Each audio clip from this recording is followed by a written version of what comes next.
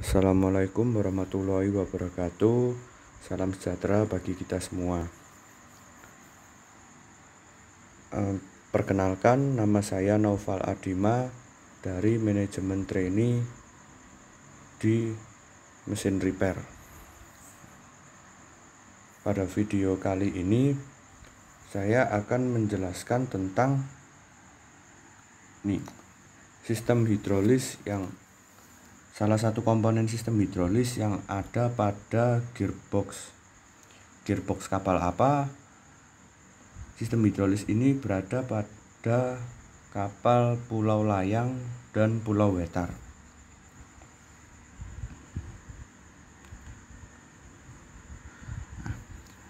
Untuk sistem hidrolis ini sendiri pada kapal berfungsi untuk mengatur gerak maju dan mundur dari kapal itu sendiri. Untuk kata lain dari sistem hidrolis ini biasa dikenal dengan nama DCV atau Direct Control Valve. Nah, untuk Direct Control Valve sendiri memiliki berbagai jenis. Nah, pada Direct Control Valve pulau layang dan pulau wetar ini termasuk jenis 4/3. Bagaimana bisa disebut 4/3? Karena dia memiliki 3 bagian dan memiliki 4 katup. Nah,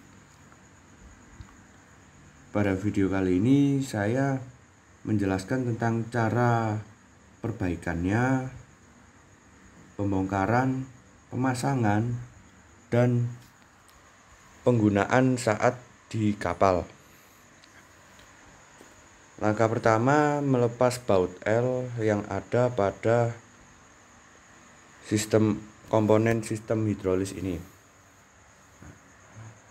Untuk yang awal tadi, pelepasan baut L itu berada pada bagian depan atau yang bagian jauh dari tuas kontrol. Kenapa bagian itu dilepas terlebih dahulu? Karena pada bagian depan tersebut terdapat sebuah piston. Dan untuk memudahkan pelepasan itu tadi, setelah itu melepas baut L yang ada pada bagian tuas. Nah, seperti pada video ini, pada bagian tuas baut L yang di dekat bagian tuas. Setiap baut L yang terpasang wajib memiliki ring agar dalam proses maintenance atau perbaikan dapat dilepas dengan mudah. Nah, seperti pada gambar video, bagian tuas ini tadi terdapat sebuah tuas atau gotri untuk menggerakkan shaft dari Direct Control Valve ini sendiri. Nah, untuk tuas itu tadi perlu dicek, digerakkan maju mundur karena rawan sekali terjadi macet. Ketika tuas itu macet, maka porosnya tidak akan dapat bergerak. Nah, ini kita melepas silinder yang ada pada dekat tuas itu tadi, sisi bagian tuas. Nah, seperti itu poros yang ada pada bagian dekat dengan tuas.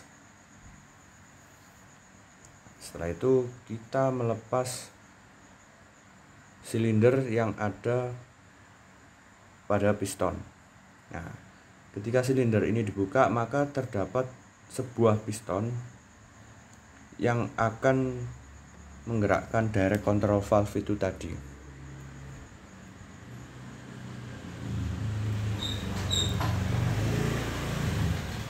Pada maintenance dari Direct Control Valve ini sendiri, yang paling sering bermasalah atau paling sering terjadi penggantian itu pada bagian piston ini sendiri. Nah, seperti pada video, piston ini terbuat dari kuningan dan terdapat sebuah seal.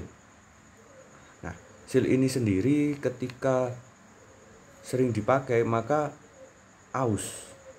Nah, maka maintenance-nya itu tadi dapat melakukan penggantian seal.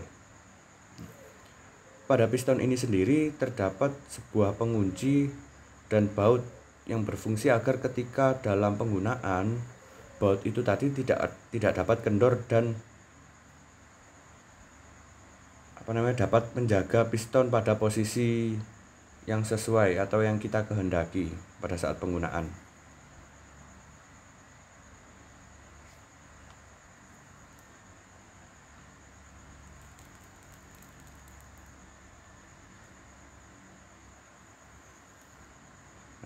Setelah kita melepas piston, maka kita melepas baut L yang ada pada sisi bagian dekat piston.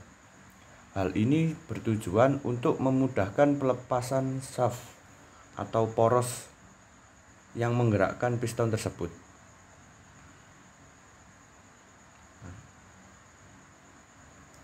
Sama seperti awal tadi, setiap baut L maka terdapat sebuah ring.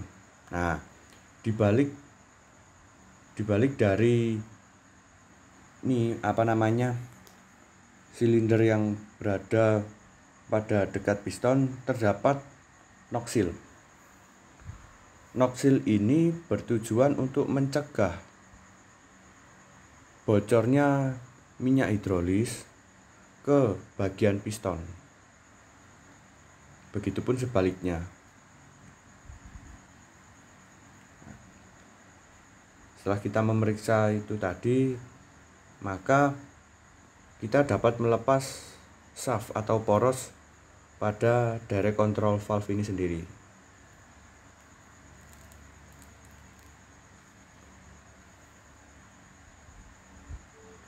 Dan terdapat sebuah kuningan yang menjaga agar poros itu tadi bergerak sesuai dengan jalurnya atau tidak, atau sesuai alignmentnya, tetap lurus. Nah, seperti ini yang bagian ujung yang dapat dilepas adalah bagian yang menumpu pada piston itu tadi. Nah, untuk proses perakitan itu sendiri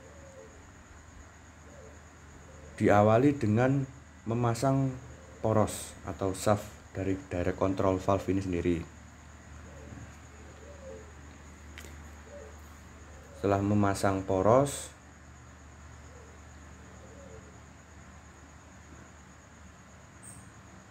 kita memasang atau silinder atau housingnya yang di dekat bagian piston, lalu dikunci dengan baut L yang sebelumnya itu tadi yang telah kita lepas.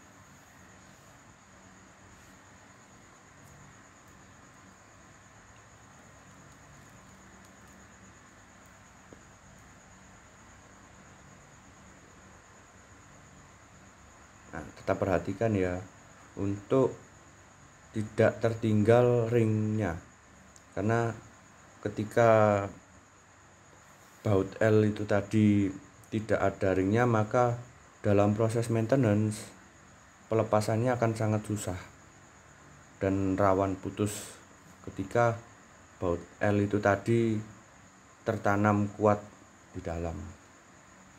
Nah, lalu kita pasang piston, ring, dan dipasang baut penguncinya.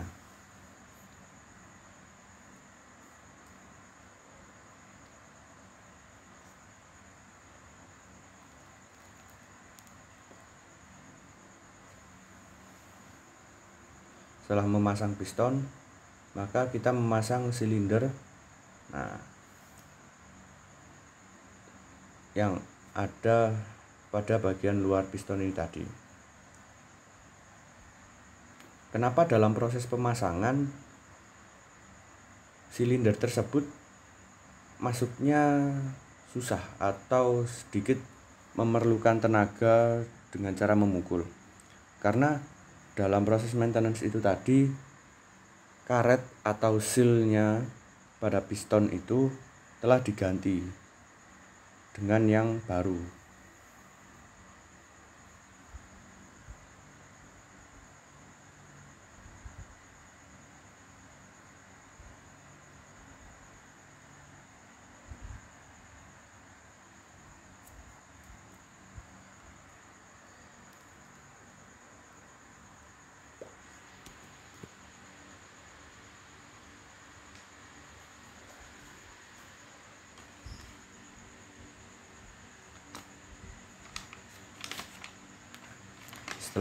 Setelah pemasangan pada bagian piston, maka kita dapat memasang silinder pada bagian tuas pengatur itu tadi. Nah, tidak lupa untuk mengecek noksil pada bagian silinder bagian tuas ini tadi.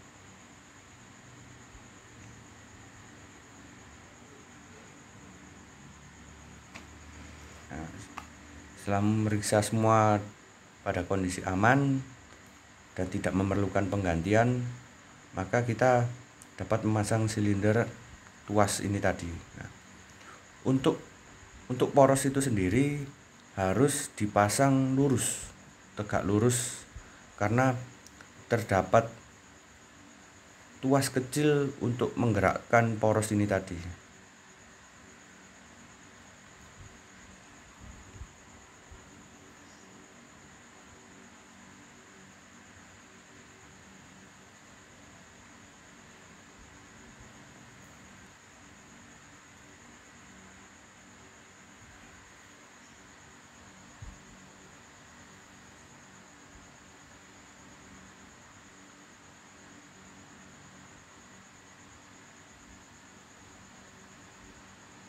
Dalam proses pemasangannya perlu dilakukan dengan hati-hati, karena ketika poros tidak sesuai atau tidak pas, maka direct control valve ini sendiri tidak akan dapat berfungsi dengan baik. Karena ketika tuas digerakkan, maka yang terjadi adalah loss atau piston tidak dapat bergerak.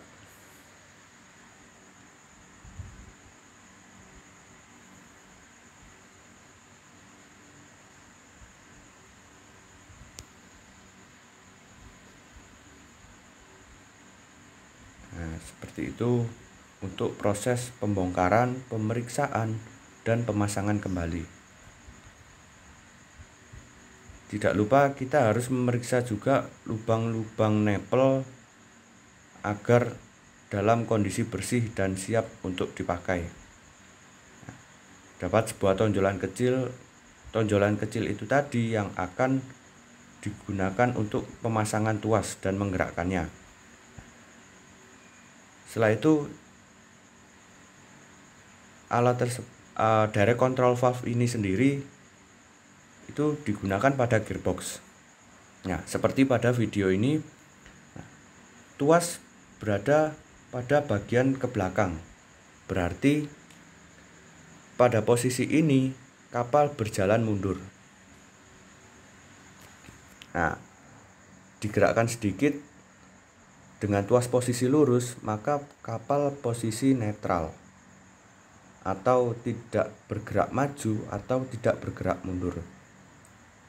Nah, begitupun ketika tuas itu digerakkan untuk kondisi maju, maka pada kondisi aktual kapal berjalan maju. Proses penggerakan ini dilakukan secara manual pada kapal. Untuk tipe gearbox kali ini pada gearbox Pulau Layang dan Pulau Wetar adalah tipe Marine Gearbox GW Series manufaktur by Hangzhou Advanced Gearbox Group dengan input speed atau kecepatan input sebesar 400 hingga 1800 rpm dengan rasio 2:1 hingga 6:1. Setelah itu kapasitas transmisinya sebesar 0,257 hingga 9,25 kW per rotasi per menit. Sekian video kali ini, kurang lebihnya saya mohon maaf. Terima kasih.